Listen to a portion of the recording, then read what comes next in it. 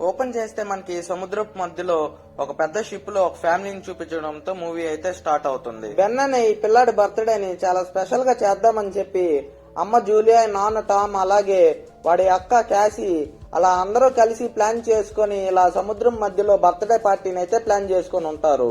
అలా ఆ ఫ్యామిలీ అంతా కూడా ఆ రోజు నైట్ బెన్ బర్త్డేని సెలబ్రేట్ చేద్దామని చెప్పి చాలా హ్యాపీగా తన బర్త్డేని అయితే సెలబ్రేట్ చేస్తూ ఉంటారు. అదే టైంలో క్యాసీకి తన బాయ్ ఫ్రెండ్ అయితే కాల్ చేస్తాడు.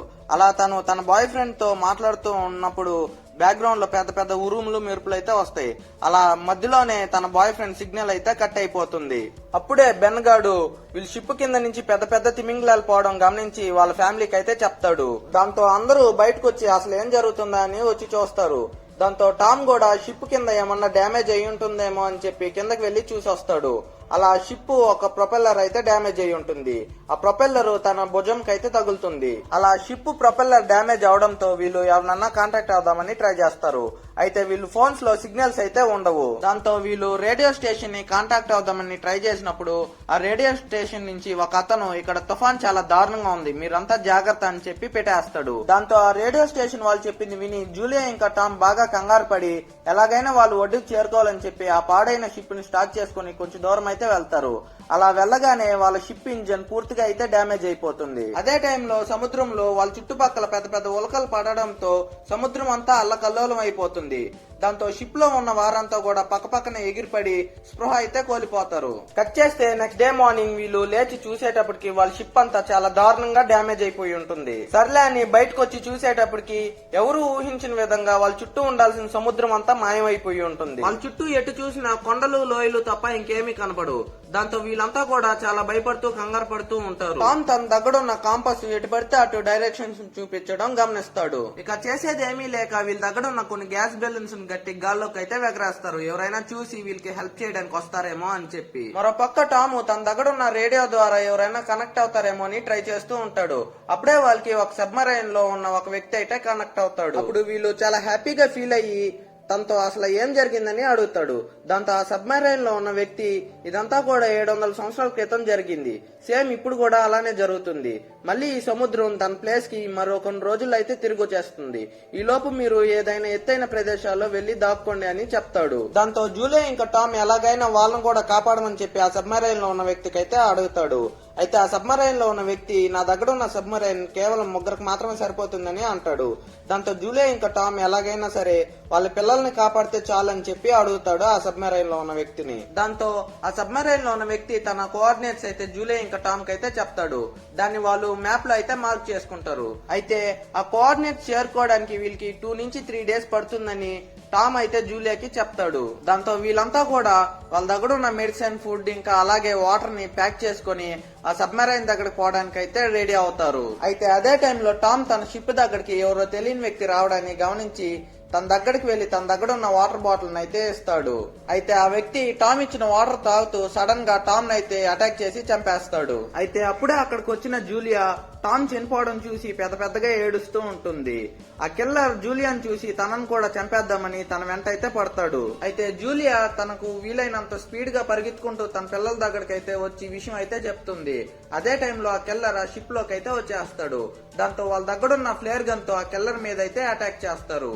దానివల్ల ఆ షిప్ మొత్తం మంటలు అయితే అంటుకుపోతాయి. మరో పక్క బెన్ ఇంకా క్యాసీ వాళ్ళ నాన్న చనిపోవడం చూసి ఏడుస్తూ ఉంటారు. అయితే అదే టైంలో ఆ కిల్లర్ రగలబడే ఆ షిప్ నుంచి తప్పించుకోవడం చూసిన జూలియా ఎలాగైనా తన నుంచి తప్పించుకుందామని వాళ్ళిద్దరు పిల్లల్ని బలవంతంగా అక్కడి నుంచి లాక్కొని అయితే వెళ్తుంది. అలా వాళ్ళకి వీలైనంత వేగంగా ఆ కిల్లర్ నుంచి దూరంగా అయితే పారిపోతారు. మరో పక్క ఆ కిల్లర్ కూడా వీళ్ళని ఏమాత్రం వదిలిపెట్టకుండా దూరం నుంచి ఫాలో అవుతూనే ఉంటాడు. అది గమనించిన జూలియా బెన్ ఇంకా క్యాసీని తీసుకుని వీలైనంత త్వరగా ఆ సబ్మెరైన్ దగ్గరికి చేరుకుందామని ఇంకా వేగంగా పరిగెత్తడం అయితే మొదలు పెడతారు. అలా వీళ్ళు పరిగెత్తి అలసిపోయి వాటర్ తాగుదామంటే ఆ వాటర్ కూడా అయిపోయి ఉంటాయి. వాళ్ళు తెచ్చుకున్న మిగతా వాటర్ బాటిల్స్ ని క్యాసీ అయితే కింద పడేసి ఉంటుంది. దాంతో జూలియాకి కోపం వచ్చి క్యాసీని బాగా తిడుతుంది. ఇక చేసేది ఏమీ లేక వీళ్ళు అలా నడిచిపోతూ ఉండగా వీళ్ళకి క్రాష్ అయిన ఒక విమానం అయితే కనబడుతుంది. అదే టైంలో ఈవినింగ్ అవడంతో వాళ్ళంతా ఆ విమానంలో రెస్ట్ తీసుకుందామని అనుకుంటారు. అలా వాళ్ళు అక్కడ కూర్చొని వాళ్ళ నాన్న గురించి బాధపడుతూ మాట్లాడుకుంటూ ఉంటారు. అదే టైంలో ఆ కిల్లర్ అక్కడికైతే చేరుకుంటాడు. అయితే జూలియా తన వెనకే వెళ్లి తనైతే మొత్తానికి పొడిచి చంపేస్తుంది.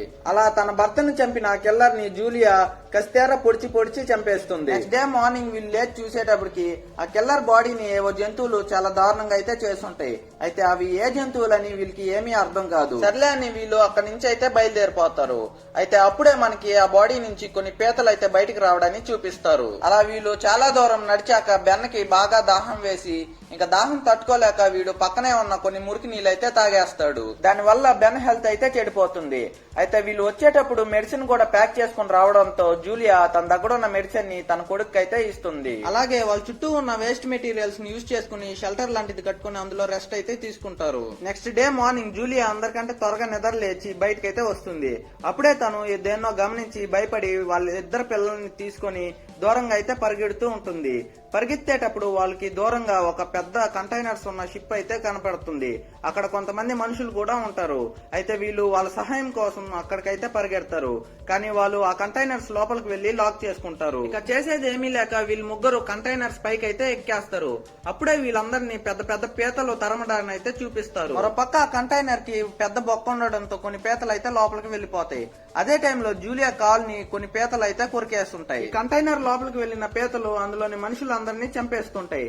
మరో పక్క జూలియా కాలికి దెబ్బ తగలడంతో అందులో నుంచి రక్తం బాగా పోవడం వల్ల తనైతే స్పృహ కోల్పోతుంది. కాసేపు తర్వాత జూలియాకి స్పృహ వచ్చాక వీళ్ళు ముగ్గురు కలిసి ఆ కంటైనర్స్ లో ఉన్న ఫుడ్ ఇంకా వాటర్ ని యూజ్ చేసుకుంటారు. అలాగే ఇందాక కంటైనర్స్ లోపల చనిపోయిన వాళ్ళ దగ్గర నుంచి గన్స్ ఇంకా వాకీ టాకీని అయితే తీసుకుంటారు. అలా ఆ వాకీ టాకీ నుంచి ఆ సబ్మెరైన్ వ్యక్తిని అయితే కాంటాక్ట్ అవుతారు. ఆ సబ్మెరైన్ దగ్గర ఉన్న వ్యక్తిని కూడా ఆ పీతలు అటాక్ అయితే చేసుంటాయి. దాంతో తను బాగా గాయపడి ఉంటాడు. అలాగే జూలియాని వీలైనంత త్వరగా తన పిల్లల్ని తీసుకుని ఈ సబ్మెరైన్ దగ్గరికి అయితే వచ్చాయని అంటాడు. ఎందుకంటే మామూలుగా పీతలు పగలపూట అటాక్ చేయవు. అలా అటాక్ చేసాయంటే సముద్రం వెనక్కి వస్తుందని అర్థం. కాబట్టి మీరు వీలైనంత త్వరగా ఇక్కడికి వచ్చేయండి అని తన అయితే అంటాడు. అయితే జూలియా తన దగ్గర ఉన్న మ్యాప్ పోగొట్టుకుందని అంటుంది. అప్పుడు తన దగ్గర ఉన్న ఫ్లేర్ గన్ తో ఆ సబ్మెరైన్ వ్యక్తి పైకి అయితే ఫైర్ చేస్తాడు. అది చూసి వీళ్ళంతా ఫ్లేర్ వైపు వీలైనంత వేగంగా అయితే బయలుదేరతారు. అలా వీళ్ళు మొత్తానికి చాలా దూరం నడిచాక ఒక కొండ మీదకైతే చేరుకుంటారు. అక్కడ నుంచి వీళ్ళకి దూరంగా ఆ సబ్మెరైన్ అయితే కనబడుతుంది. ఇక ఎలాగైనా ఆ సబ్మెరైన్ వీలైనంత త్వరగా చేరుకుందామని చెప్పి ఆ కొండని దిగుతూ ఉండగా ఒక లోయ దగ్గర పైనుంచి పెద్ద పెద్ద బండరాయిలు అయితే పడుతూ ఉంటాయి. అదే టైంలో జూలియా తన పిల్లల్ని కాపాడుకుందామని చెప్పి వాళ్ళిద్దరిని పక్కకైతే నెట్టేస్తుంది. దానివల్ల ఆ బండరాళ్ళు అనేటివి వాళ్ళ పిల్లల మధ్య ఇంకా జూలియా మధ్య అయితే పడిపోతాయి. జూలియా కాలుకి ఆల్రెడీ దెబ్బ తగలడంతో తనకి ఆ బండరాలు ఎక్కడం కష్టమైపోతుంది. దాంతో తను ఏడుస్తూ ముందుగా వాళ్ళిద్దరిని ఆ సబ్మెరైన్ దగ్గరకైతే చేరుకోమని చెప్తుంది. దాంతో వీళ్ళిద్దరూ వాళ్ళకి వీలైనంత వేగంగా సబ్మెరైన్ దగ్గరకైతే చేరుకుంటారు. వీళ్ళు ఆ సబ్మెరైన్ దగ్గరికి వెళ్లి చేరుకునేటప్పటికి ఆ సబ్మెరైన్ దగ్గర ఉన్న వ్యక్తికి బాగా గాయాలైపోయి ఉంటాయి. దాంతో తనని కాపాడలేమని తెలుస్తుంది.